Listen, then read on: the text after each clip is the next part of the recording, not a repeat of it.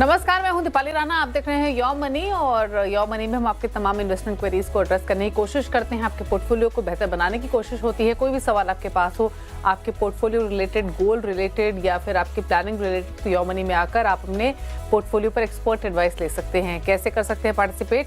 Email कीजिए yourmoney@nw18.com।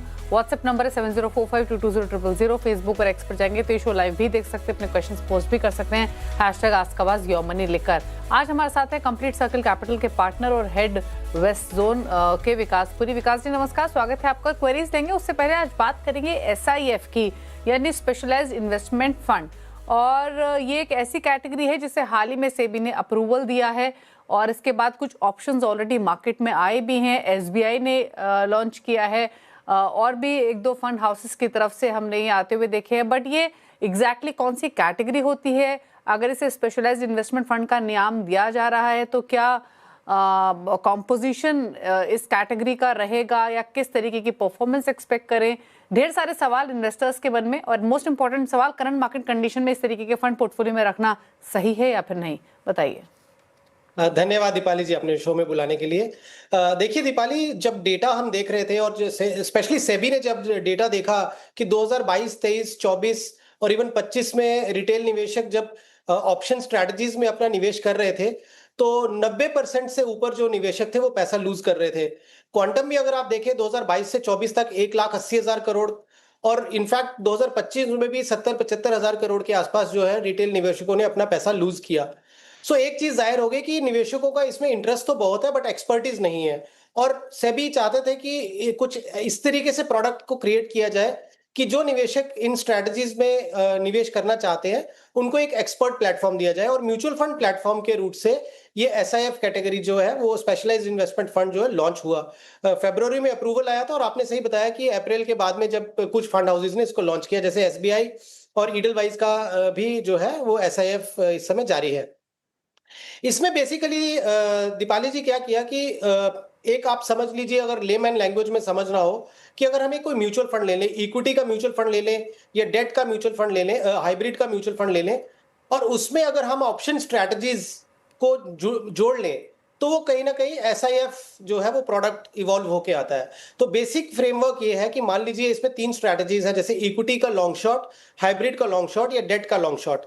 तो ज्यादा हम इक्विटी की आज बात करेंगे कि इक्विटी लॉन्ग शॉट में ये हो गया कि एक तो 80% जो पैसा है वो इक्विटी फंड्स में या इक्विटी स्टॉक्स में वो निवेश होगा, और उसमें मैक्सिमम अप टू 25% का जो है वो ऑप्शन स्ट्रैटेजीज में, जिसमें अलग अलग जैसे स्ट्रैटेजीज होती हैं, थोड़ी सी टेक्निकल है कि स्ट्रैडल, स्ट्रैंगल या कॉलर या कवर्ड कॉल्स, इस तरीके से ऑप्शन स्ट्रैटेजीज का यूज किया जाएगा। और जब भी कभी मार्केट की गिरावट हो या कुछ हो तो वो जो जिस तरीके से पैसा लोग लूज करते हैं, बट इन जो स्ट्रक्चर्ड जो अप्रोच है, साइंटिफिक अप्रोच है ऑप्शन स्ट्रैटेजीज की, फंड मैनेजर उसमें कुछ पैसा बना पाए गिरती हुई मार्केट में भी, या हम इस तरीके से बोले कि मार्केट की वॉलेटिलिटी में आपके पोर्टफोलियो बहुत जोर से ना गिरे, एटलीस्ट एक modest return they they with a better risk management. तो SIF जो है वो इंट्रोड्यूस हुआ। सिर्फ इसमें एक चीज है, आप ये कह सकते हैं कि PMS जैसे सेबी की डिफाइंड 50 लाख की लिमिट है और म्यूचुअल फंड तो 100 रुपए से भी शुरू किया जा सकता है, लेकिन इसमें 10 लाख रुपए मिनिमम इन्वेस्टमेंट जो है वो इसका क्राइटेरिया है कि 10 लाख एंड अबव जो टिकट साइज इसका रखा है सेबी ने। ओके और एक क्विकली और चीज, किस तरीके के इन्वेस्टर्स के लिए आपको लगता है कि ये कैटेगरी सही रहेगी रिस्क टेकिंग एपेटाइट के हिसाब से? देखिए दीपाली, एक तो टिकट साइज क्योंकि 10 लाख और उसके ऊपर है तो बहुत बहुत रिटेल निवेशकों का लिए प्रोडक्ट तो ही नहीं है, बट ऐसे निवेशक जो 50 लाख का PMS भी नहीं कर सकते थे, लेकिन एक 10 लाख, 15 लाख, 20 लाख का टिकट साइज वाला एक जो, अगर आप देखें, एक बहुत बड़ा सेगमेंट है इंडिया में जो शायद 50 लाख निकालना थोड़ा मुश्किल होगा, लेकिन 10 से 15 लाख या 20 लाख के जो रेंज वाले हैं वो बहुत सारे निवेशक हैं, और वही जो निवेशक हैं जो ऑप्शन स्ट्रैटेजीज में बहुत ज्यादा निवेश कर रहे थे।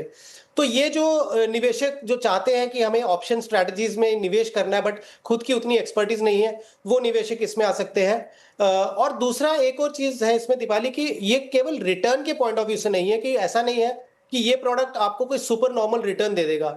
रिटर्न के पॉइंट ऑफ व्यू से भी आप इसको, अगर हम एक बैंड माने कि एक बैलेंस एडवांटेज कैटेगरी या एक मल्टी एसेट फंड जो कैटेगरी में 8 to 10% की अगर एक बैंड हम ले लें, तो मे बी 0.5% या 1% उससे अधिक निकाल के दे दे, बट रिटर्न का बैंड अगर आप देखेंगे तो 9-10% मैं बोलूंगा कि एक स्पेशली इक्विटी लॉन्ग शॉट या हाइब्रिड लॉन्ग शॉट, ये बैंड में रिटर्न के पॉइंट ऑफ व्यू से होगा। बट इसमें जो है डाउनसाइड प्रोटेक्टेड होगी थ्रू देयर शॉर्ट स्ट्रेटजीज। तो वो एक इंपॉर्टेंट एस्पेक्ट है कि जैसे मान लीजिए अगर किसी ने 10 लाख रुपए की ऑप्शन स्ट्रेटजीज में पैसा लगा दिया, वो पैसा जीरो भी हो सकता है। इस केस में क्या है, प्रोटेक्शन के ऊपर ज्यादा ध्यान दिया गया है और रिटर्न आपकी जो है वो एक 9-10% का बैंड जो है वो मुझे लगता है कि एक आइडियल सिनेरियो में ये फंड आपको दे देगा। तो ये 2-3 जो चीजें हैं निवेशकों को ध्यान में रखनी पड़ेंगी कि बहुत ज्यादा लालच में ना आए और टिकट साइज में 10 लाख के ऊपर रहे। ओके, चलिए, तो ये तो बात हुई स्पेशलाइज्ड इन्वेस्टमेंट फंड्स के बारे में। अब लेते हैं क्वेरीज को। दीपक मिश्रा पहले व्यूअर हमारे साथ मौजूद हैं सवाल पूछने के लिए। दीपक जी नमस्कार, बताइए क्या सवाल है आपका। इनफैक्ट माफ कीजिए, इनका ईमेल के थ्रू हमें सवाल आया है। 31 साल इनकी उम्र है, मंथली सिप ये कर रहे हैं, लगभग 32,000 रुपए महीना की। एग्जिस्टिंग पोर्टफोलियो की वैल्यू 82 लाख है। रिटायरमेंट के लिए निवेश कर रहे हैं।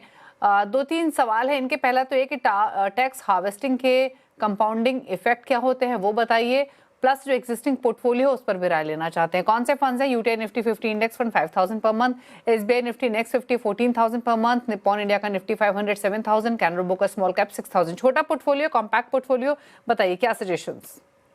देखिए दीपाली, पोर्टफोलियो लेवल पे बहुत अच्छा है, कोई पोर्टफोलियो खराब नहीं है, लेकिन इसको थोड़ा सा बेटर किया जा सकता है। So for example UTI Nifty 50 index fund जो है, क्योंकि निफ्टी 50 है ये, तो टॉप की 50 कंपनीज में ही इनको एक्सपोजर मिल रहा है। मैं ऐसा सजेस्ट करूंगा कि ये एचडीएफसी का निफ्टी 100 इंडेक्स फंड ले लें। तो उससे क्या होगा कि इनका जो होराइजन है वो थोड़ा ब्रॉडन हो जाएगा, इनको एक बास्केट ऑफ 100 स्टॉक्स की मिल जाएगी। तो वो एक चेंज है जो अपने पोर्टफोलियो में कर सकते हैं। इसी तरीके से अब इन्होंने क्या किया था कि निफ्टी का पूरा ब्रॉडर अगर एक्सपोजर लेना था, तो इन्होंने यूटीआई का निफ्टी 50 कर लिया और एसबीआई का निफ्टी नेक्स्ट 50 कर लिया। तो हम ये सजेस्ट करें कि ये दोनों आपको जो है एक ही सिंगल फंड में मिल जाएगा, तो एचडीएफसी निफ्टी 100 इंडेक्स के थ्रू हो जाएगा। बट जो पैसा इनका निफ्टी 50 जो है नेक्स्ट 50 जो एसबीआई का है, वो ये एसबीआई फ्लेक्सी कैप में शिफ्ट कर दें। क्योंकि अगर आप फ्लेक्सी कैप कैटेगरी देखें तो वो अपनी कैटेगरी के बेंचमार्क को, जो निफ्टी 500 का बेंचमार्क है, उसको कंसिस्टेंटली बीट करते हैं फ्लेक्सी कैप फंड्स। तो मुझे लगता है कि वहां पे ये अपना निफ्टी नेक्स्ट 50 जो है एसबीआई का, वो एसबीआई फ्लेक्सी कैप में शिफ्ट कर दे। इसके अलावा इन्होंने निप्पॉन इंडिया जो निफ्टी 500 मोमेंटम फंड लिया है, अगेन मैं वहां पे इनको सजेस्ट करूंगा कि ये फैक्टर इन्वेस्टिंग के बदले एक आप अच्छा मल्टी कैप फंड ले लें। और निप्पॉन का ही जो Nippon India multi cap fund है, बहुत अच्छा फंड है और अपनी कैटेगरी में टॉप परफॉर्मिंग फंड है for a longer period also. तो ये जो 2-3 चीजें हैं ये अपने पोर्टफोलियो में चेंज कर सकते हैं। जो कैनरा रोबेको का स्मॉल कैप है वो ये कंटिन्यू रखें, उसमें कोई बदलाव करने की जरूरत नहीं है। एटलीस्ट 3 से 4 साल देखें, अगर वो बहुत ज्यादा अंडर परफॉर्म करे अपने पीयर कैटेगरी में तो ही कोई इसमें चेंज करे, अदरवाइज बाकी उसमें बने रह सकते हैं। इन्होंने क्योंकि अपना रिटायरमेंट के हिसाब से जो टारगेट तय किया है, क्योंकि बाय द टाइम ये 60 के होंगे, तो इनका जो करंट एसआईपी चल रहा है और उसमें इन्होंने टॉपअप या स्टेप अप के लिए भी बात की है, तो 29 to 30 करोड़ के आसपास इनका पोर्टफोलियो बन सकता है अगर 12% की सीएजीआर से पोर्टफोलियो ग्रो करे। सो ये तो हो गया इनका जो ओवरऑल टारगेट। टैक्स हार्वेस्टिंग की इन्होंने बात की, तो टैक्स हार्वेस्टिंग में देखिए कंपाउंडिंग में कोई इंपैक्ट नहीं आएगा अंटिल अनलेस आपने जैसे एक ही फंड में निवेश किया, आपने 1,25,000 का टैक्स एग्जाम्पशन होता है, उतना अमाउंट का इक्विवेलेंट अमाउंट का आपने अपने यूनिट्स निकाले और वापस आपने इमीडिएटली इन्वेस्ट कर दिया। तो यदि आप इमीडिएटली इन्वेस्ट कर देंगे तो इंपैक्ट नहीं आएगा, लेकिन गैप के साथ करेंगे तो ऊपर नीचे हो सकता है। या फिर आपने वो पैसा निकाल लिया और किसी दूसरे फंड में निवेश कर दिया जो टैक्स हार्वेस्टिंग के लिए आपने निकाला, तो भी आपका उस कंपाउंडिंग में इंपैक्ट आएगा। लेकिन अगर ये उस पर्टिकुलर फंड से निकलते हैं और नेक्स्ट डे इमीडिएटली उसको निवेश कर देते हैं या तीसरे दिन जब उनका पैसा अकाउंट में आता है, तो फिर कंपाउंडिंग में कुछ ज्यादा इंपैक्ट नहीं आएगा। ओके, चलिए, तो ये रही सलाह दीपक के पोर्टफोलियो के लिए। बात करते हैं अगले सवाल की। जगदीश ने एक सवाल हमें भेजा है। 39 साल इनकी उम्र है, मंथली सिप चल रही है 33,000 की, 5 लाख की पोर्टफोलियो की वैल्यू है। कंसीडरिंग पोर्टफोलियो की वैल्यू शायद रिसेंटली इन्होंने स्टार्ट किया है, 1-2 साल का समय दिया है। 10 साल में 2 करोड़ जुटाने का लक्ष्य है। इनफैक्ट हमारे साथ कनेक्टेड भी हैं। जगदीश जी बताइए, एग्जिस्टिंग एसआईपी आपकी कितनी चल रही है, कितना और इंक्रीज करना चाहते हैं, क्या गोल्स है? जी मैम, मेरा मंथली एसआईपी चल रहा है 46,000। ओके, और जो मैंने फंड चूज किए हुए ये सही है नहीं है ये चेक करना, और मेरा एम है कि 10 साल में 1.5 करोड़ का। ठीक है, तो 10 साल में 2 करोड़ का गोल है। आपको 10,000 एडिशनल एसआईपी करनी है 33,000 के साथ साथ, राइट? जी जी। ओके अच्छा, जो आपकी सिप चल रही हैं, आपकी पीपीएफ में 10,000 है, मोतीलाल ओसवाल के मिड कैप में 10,000, बंधन स्मॉल कैप में 10,000 और मोतीलाल ओसवाल के गोल्ड एंड सिल्वर में 3,000, करेक्ट? जी जी मैम। ओके, बताइए विकास जी, सवाल सुना आपने, क्या सलाह इनके लिए? देखिए स्वाति, सॉरी दीपाली जी, देखिए जो इन्होंने SBI large and mid cap fund बोला है लमसम में, और इन्होंने एक क्वेश्चन ये भी बोला कि एसबीआई लार्ज कैप को क्या वो मूव कर दें। अगर वो SBI large and mid cap fund है तो उसमें वो कंटिन्यू रख सकते हैं। और जो इन्होंने एक नया एसआईपी की बात की है, तो 10,000 का जो एसआईपी है वो मुझे लगता है कोटक मल्टी कैप एक अच्छी ऑप्शन रहेगी उसमें निवेश करने के लिए। अगर मैं 15% का भी सीएजीआर लेता हूं तो और 43,000 का इसका एसआईपी हो जाएगा, और 5 लाख का इन्होंने लमसम ऑलरेडी जो गार्नर किया हुआ है, तो अगर मैं इसको 15% से भी लेता हूं तो 1,34,00,000 के आसपास जो है इनका कॉर्पस क्रिएट होगा। 2 करोड़ के हिसाब से वो शॉर्ट पड़ेगा, तो या तो इनको एसआईपी करनी पड़ेगी 70,000 की, या फिर अपने गोल को जो है जगदीश जी आप लगभग 12 साढ़े 12 साल के आसपास का अगर आप एक्सटेंड कर सकते हैं तो आप अपने 2 करोड़ के लक्ष्य को हासिल कर पाएंगे। ओके, ठीक है, चलिए, तो ये सलाह जगदीश जी आपके लिए दी गई है, अकॉर्डिंगली आपको स्ट्रैटेजी बनानी है। थोड़े से बदलाव करने की सलाह आपको दी गई है। एसबीआई लार्ज कैप की जगह आप एसबीआई लार्ज मिड कैप को चुन सकते हैं, ये सलाह आपके लिए दी गई है। कोटक मल्टी कैप एक फंड है जहाँ जिसमें आप एक्सपोजर ले सकते हैं। 10 साल में 2 करोड़ का लक्ष्य आप लेकर चल रहे हैं, 1.32 करोड़ आप हासिल कर लेंगे एग्जिस्टिंग सिप से। अगर आपको 2 करोड़ का लक्ष्य हासिल करना है तो या तो इसी इमीडिएटली 70,000 तक की सिप कीजिए, अपने धीरे धीरे एलोकेशन बढ़ाइए, उससे भी आप अपने गोल को हासिल करने में कामयाब रहेंगे। सवाल लेते हैं सागर का, अकोला से इन्होंने सवाल भेजा है ईमेल के थ्रू। 33 साल इनकी उम्र है, मंथली सिप है 20,000 की, और जो पोर्टफोलियो की वैल्यू है वो 17 लाख है। 10 साल में 1 करोड़ का लक्ष्य है। पोर्टफोलियो पर इनको राय चाहिए। 5,000 डाल रहे हैं या पराग पर एक फ्लेक्सी कैप में, 5,000 एचडीएफसी मिड कैप में और एसबीआई स्मॉल कैप में 10,000। तो छोटा पोर्टफोलियो है, क्या सजेशन इनके लिए? देखिए दीपाली जी, जो 3 इनकी अभी स्कीम्स चल रही हैं उसमें कोई प्रॉब्लम भी नहीं है, because all 3 funds are very good. But ratios में थोड़ा सा इशू है, बिकॉज अगर मैं कैलकुलेट करता हूं इनका स्मॉल कैप और मिड कैप का फंड, तो 75% जो अमाउंट है इनका वो जा रहा है स्मॉल कैप और मिड कैप में, तो बहुत एग्रेसिव हो गया पोर्टफोलियो। अब पराग पारी का अगर आप फंड देखते हैं तो पराग पारी क्योंकि फ्लेक्सी कैप फंड है उसमें भी स्मॉल कैप और मिड कैप का एक्सपोजर रहेगा, तो कहीं ना कहीं वो हो सकता है 80-85% के आसपास इनका एक्सपोजर जो है बहुत एग्रेसिव हो जाए। तो करना कुछ नहीं है, सिर्फ अपने रेशियोज को बदल दीजिए। तो फॉर एग्जाम्पल जैसे 5,000 का पराग पारी कर रहे हैं और 10,000 का इनका जो स्मॉल कैप फंड का है, तो उसको रिवर्स कर दें, यानी कि आप जो पराग पारिक की जो एसआईपी है उसको 10,000 कर दें और बाकी के जो 2 फंड है उसमें आप 5,000 का आप अमाउंट करके चले, तो पोर्टफोलियो में स्टेबिलिटी भी हो जाएगी। फंड लेवल पे आपको बहुत चेंज करने की जरूरत नहीं है, सिर्फ क्या आपने थोड़ा सा अमाउंट को वो कर दिया और पोर्टफोलियो को थोड़ा स्टेबिलिटी मिल जाएगी। बिकॉज अगर थोड़ा वॉलेटिलिटी बढ़ी या कोई करेक्शन हुई तो मिड एंड स्मॉल में इनका पोर्टफोलियो जो है वो ज्यादा तेजी से नीचे आ जाएगा। तो ये एक माइनर सा चेंज है जो मुझे लगता है कि इनको कर देना चाहिए। 12% की अगर सीएजीआर से पोर्टफोलियो ग्रो होता है तो 98 लाख के आसपास इनका जो है कॉर्पस क्रिएट हो जाएगा और लगभग ऑन टारगेट है। बिकॉज बीच बीच में अगर कोई करेक्शन होती है तो इनको निवेश कर देना चाहिए ताकि अपना 1 करोड़ का टारगेट जो है वो इजीली पूरा कर लें। हाउएवर अगर वही पोर्टफोलियो, क्योंकि ये तीनों फंड का अगर आप ट्रैक रिकॉर्ड देखें तो 15% के ऊपर ही मेंटेन कर रहे हैं लॉन्ग टर्म इनका एवरेज जो सीएजीआर है, तो उसके हिसाब से भी अगर ये चलते हैं तो 1 करोड़ 20-21 लाख के आसपास का जो है पोर्टफोलियो इनका बिल्ड हो जाएगा। ओके, चलिए, तो ये सलाह आपके लिए दी गई है और आपके गोल को लेकर, आपके पोर्टफोलियो को लेकर, और जैसे बताया विकास जी ने कि लगभग 1.25 करोड़ के आसपास की राशि आप इकट्ठा कर लेंगे 10 साल में मैक्सिमम। और आपका पोर्टफोलियो सही है लेकिन थोड़ा सा अग्रेसिव साइड पर है, ये सब बातें आपको बताई गई हैं। चलिए रुक रहे हैं इसी के और सवालों की। शिवम ने एक सवाल हमें भेजा है बेंगलुरु से। 30 साल इनकी उम्र है, 32,500 की इनकी सिप चल रही है, 20 इयर्स का होराइजन है। जानना चाहते हैं 20 साल में कितना कॉर्पस इकट्ठा कर पाएंगे, स्टेप अप करने से कितना अंतर पड़ेगा ये भी ये जानना चाहते हैं, और कितना आइडियली स्टेप अप इनको हर साल करना चाहिए फॉर 20 इयर्स।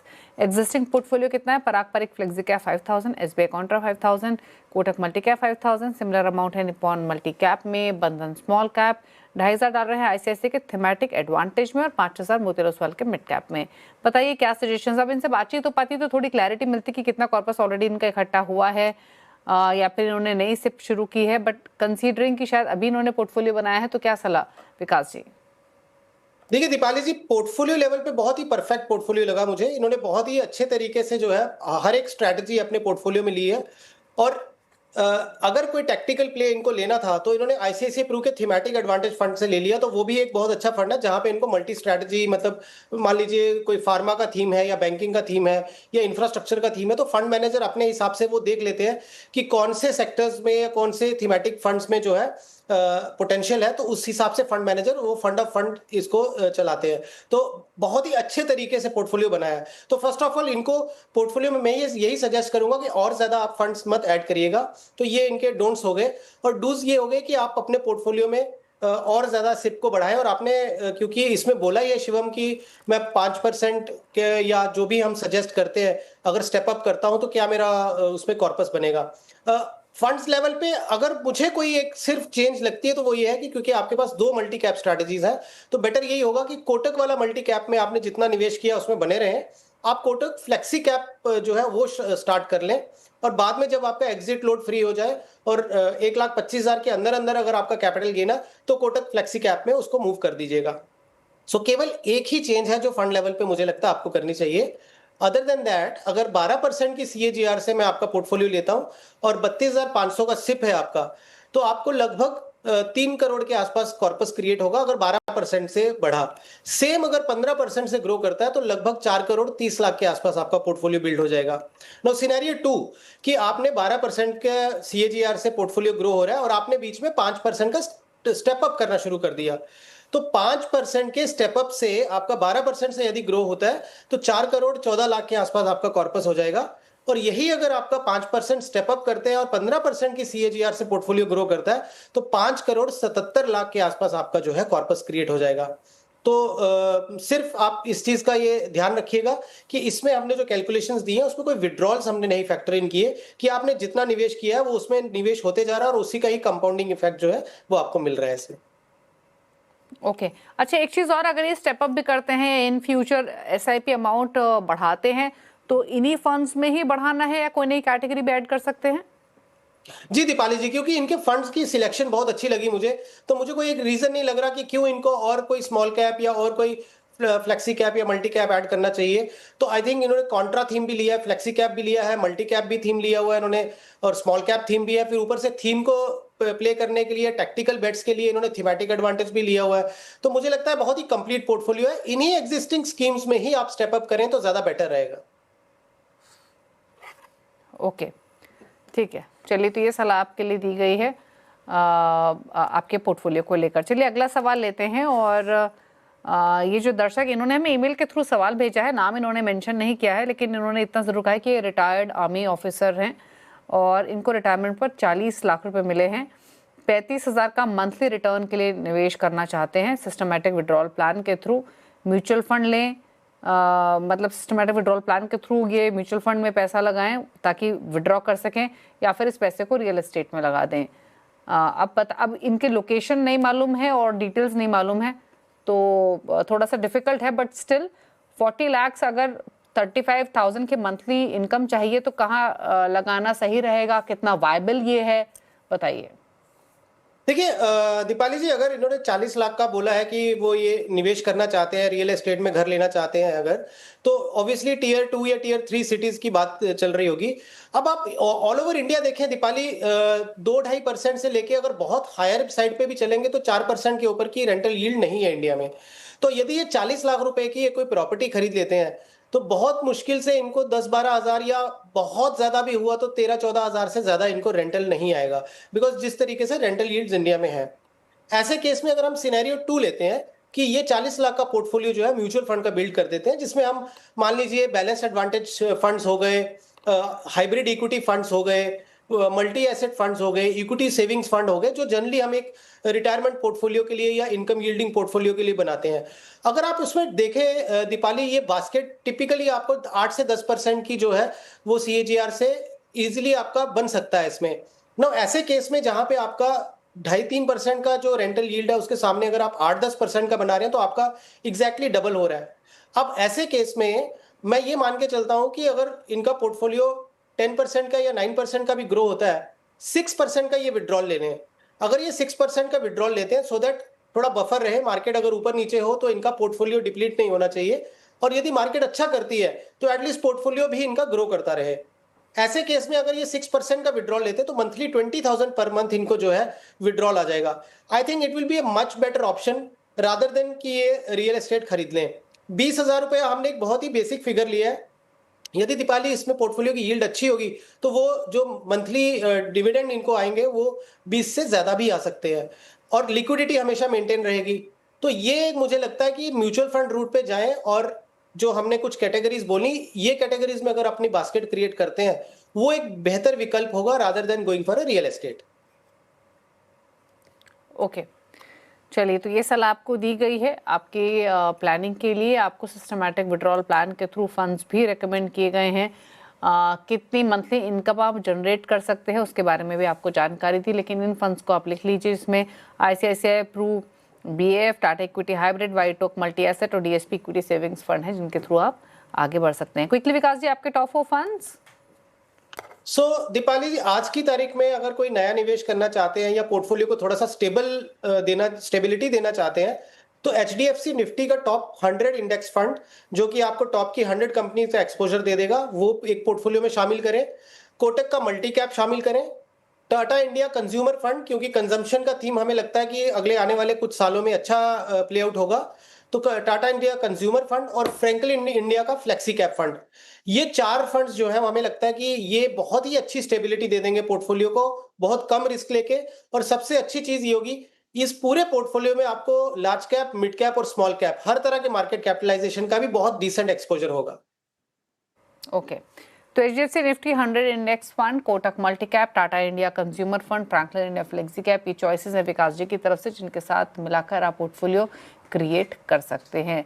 चलिए, शुक्रिया विकास जी शो में आने के लिए और सभी क्वेरीज को आंसर करने के साथ साथ अपने फंड्स रेकमेंड करने के लिए। इसी के साथ योर मनी में तो इतना ही। ब्रेक के बाद भी खबरें जारी हैं। नमस्कार।